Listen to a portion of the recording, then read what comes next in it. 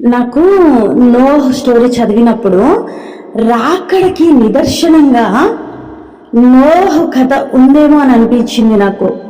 ఎందుకంటే దేవుడు ప్రళయాన్ని రప్పించి ప్రపంచం మొత్తాన్ని నాశనం చేయాలి అనుకున్నప్పుడు నోవహు దేవునికి నీతిమంతుడుగా కనిపిస్తాడు. అప్పుడు దేవుడు కొంచెం జనములకు టైం ఇచ్చి ఓడని ప్రిపేర్ చేసుకోమని చెప్తాడు. అయితే నోహు ఓడ ప్రిపేర్ చేస్తుంటే చాలా మంది నవ్వుంటారు, చాలా మంది ఆయన్ని దూషణ పాలు చేసి ఉంటారు, వ్యతిరేకించుంటారు. కానీ గుర్తుపెట్టుకోవాల్సిందంటే ఆయన ఒక్కడే ఉన్నాడు, మిగతా వాళ్ళందరూ ఆయన్ని దూషిస్తున్నారు. ఈరోజు నువ్వు పరిచర్య చేస్తుంటే, లేకపోతే నువ్వు దేవుని స్వార్థకై ప్రయాసపడుతుంటే నీ చుట్టూ ఉన్న వాళ్ళందరూ నిన్ను నవ్వుతున్నారేమో, నిన్ను వ్యతిరేకిస్తున్నారేమో. వాటి విషయమై భయపడకు. నవ్విన మనుషులు గెలిచారా, ఓడ చేసిన నోహు గెలిచాడా? నవ్విన మనుషులైతే గెలవలేదు కదా. ఎవరు గెలిచారు? నోహే గెలిచాడు. ఈ రోజు కూడా సైంటిఫిక్ గా నోహు ఓడ అనేది నిదర్శనంగా ఉంది మనకి.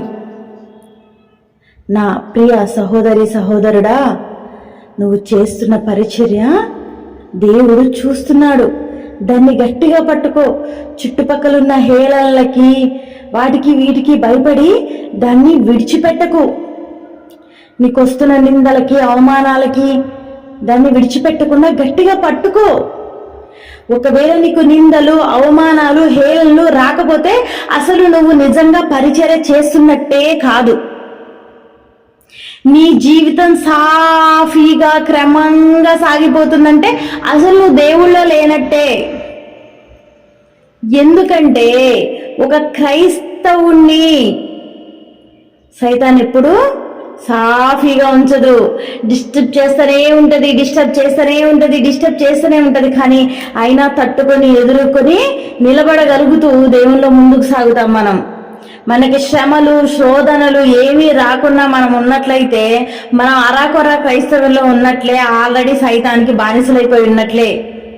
నువ్వెప్పుడైతే పర్ఫెక్ట్ క్రైస్తవుడిగా ఉంటావో శ్రమలన్నీ నీకే వస్తాయి, ఆటంకాలు నీకే వస్తాయి, నిందలు నీకే వస్తాయి, అవమానాలు నీకే వస్తాయి. నిన్ను అపార్థాలు చేసుకుంటారు కూడా జనాలు. అర్థం చేసుకోవడం కంటే అపార్థం ఎక్కువ చేసుకుంటారు. కానీ భయపడకు. నోహు వీటన్నిటిని ఫేస్ చేశాడు. నోవహు దేవుని రాకడకు గుర్తుగా ఉన్నాడు. దేవుని రాకడను మనం ప్రచురిస్తున్నాము. ఒక ఆయన చెప్తున్నాడు, ఒక పాస్టర్ గారు, నువ్వు క్రైస్తవుడు అయినా, హిందూ అయినా, ముస్లిం అయినా, బౌద్ధిస్ట్ అయినా, ఇంకెవరివైనా సరే, నువ్వు చనిపోయిన తర్వాత ఒక వ్యక్తిని కలుసుకోవాల్సి ఉంటుంది. ఆ వ్యక్తి ఎవరో తెలుసా? నజరేయుడైన యేసుక్రీస్తు. ఎంత బాగా చెప్పాడు కదా. నువ్వు వెళ్ళే మార్గము సరైన మార్గము, గట్టిగా పట్టుకోదాన్ని. నువ్వు కరెక్ట్గా సేవ చేస్తున్నావు, అందుకే అంత శ్రమల పాలవుతున్నావు. దేవుడు నిన్ను, నీ కన్నీటిని, నీ ప్రయాసను, నువ్వు ఆత్మల కొరకు పడే బాధను, ఘోషను, కుటుంబాల కొరకు రోధించే రోదనను అన్నిటినీ దేవుడు చూస్తున్నాడు. నువ్వు నీ విశ్వాసం నుంచి చెదిరిపోకుండా గట్టిగా పట్టుకొని, నీ విశ్వాసమే నిన్ను రక్షిస్తుంది. నోహు ఓడ జలప్రళయం ద్వారా ఎలా అయితే పైకి లేచిందో, నిన్ను ఈ జనాలందరి ముందు దేవుడు పైకి లేపుతాడు. ఆయన పరలోక రాజ్యంలో ఈ ఎత్తబడే గుంపులో ఉంటాడు. ఇహలోకంలో కూడా నిన్ను ఆశీర్వదించి ద్వీపస్తంభం మీద నిన్ను నిలబెట్టి అనేక జనాలు వచ్చి నీ ముందు సాగిలపడేలా చేస్తాడు. నా ప్రియ క్రైస్తవ సోదరి సోదరుడా, ఈరోజు మీకు కూడా నేను ఒకటి చెప్తున్నాను. ఒక విశ్వాసిగా మీకు కూడా కొన్ని చెప్పాలనుకుంటున్నాను.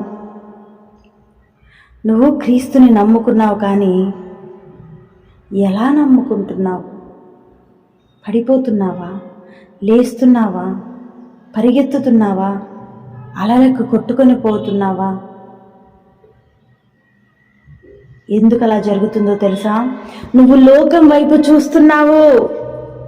నోహలాగా దేవుడు చెప్పిన మాట విని దేవుడు వైపు చూస్తూ ఓడ ప్రిపేర్ చేశాడు నోవహు. నువ్వు ఎందుకు అలలకు కొట్టుకుపోతున్నావు అంటే నువ్వు లోకం వైపు చూస్తున్నావు కాబట్టి కొట్టుకుపోతున్నావు. కానీ నువ్వు అలా ఉండొద్దు. ఒక క్రైస్తవ విశ్వాసగా నువ్వు ఎలా ఉండాలో తెలుసా? దేవుడు ఇచ్చిన మాటను గట్టిగా పట్టుకొని నోహ ఎలాగైతే దేవుని వైపు చూస్తూ పని చేశాడో నువ్వు కూడా ఈ లోకంలో అలానే సాగిపో. శ్రమలు వచ్చినా, ఆటంకాలు వచ్చినా, హేళన చేసినా, నవ్వుల పాలైనా, చివరికి ఎలాంటి పరిస్థితి అయినా నువ్వు దేవుడు ఇచ్చిన మాటను గట్టిగా పట్టుకొని సాగినట్లయితే ఖచ్చితంగా దేవుడు నిన్ను నిలబెట్టబోతున్నాడు. మనందరము కూడా ఎత్తబడే గుంపులో ఉంటాము. విడవబడిన వాడి పరిస్థితి మాత్రం అది ఘోరమైన పరిస్థితి.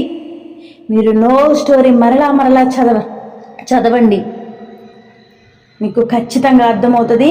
నోహు కథ ఎత్తబడే గుంపుకి నిదర్శనంగా ఉంది, రాబోయే రాకడకి నిదర్శనంగా ఉంది. దేవుడు ఉత్తుపుణ్యానికి ఏం బైబిల్లో అన్నీ రాయలేదు. ఆయనకి మనకి అడ్డుగా మన పాపములున్నాయి.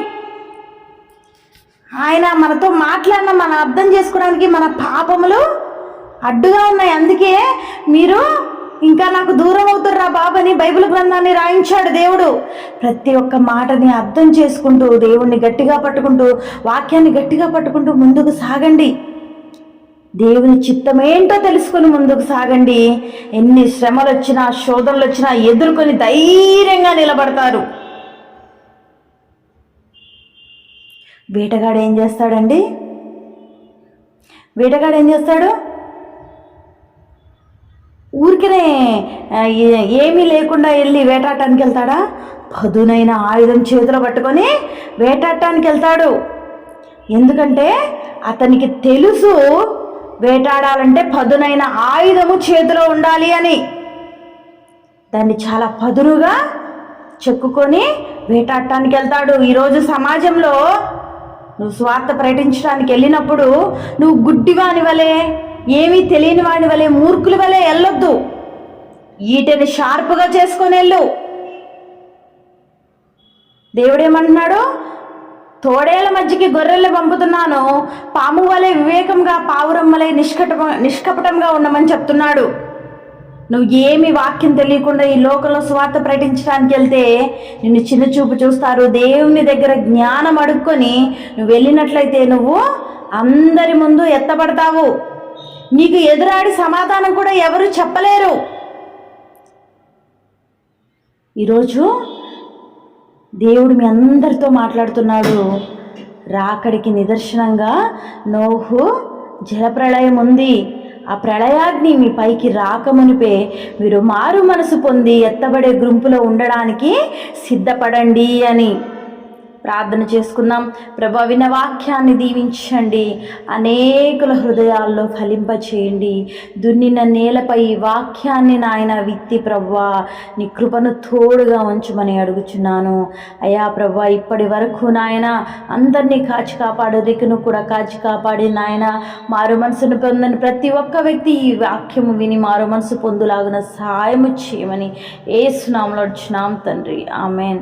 ఈ వాక్యం మీరు వినడమే కాదండి, అనేకులకు షేర్ చేయండి, వారికి కూడా వినిపించండి. వారు కూడా మీ ద్వారా ఆదరణ పొంది అనేకులకు వెలుగుకరంగా మీరు ఉన్నవారవుతారు. దేవుడు మిమ్మల్ని దీవించునుగాక. ఆమేన్.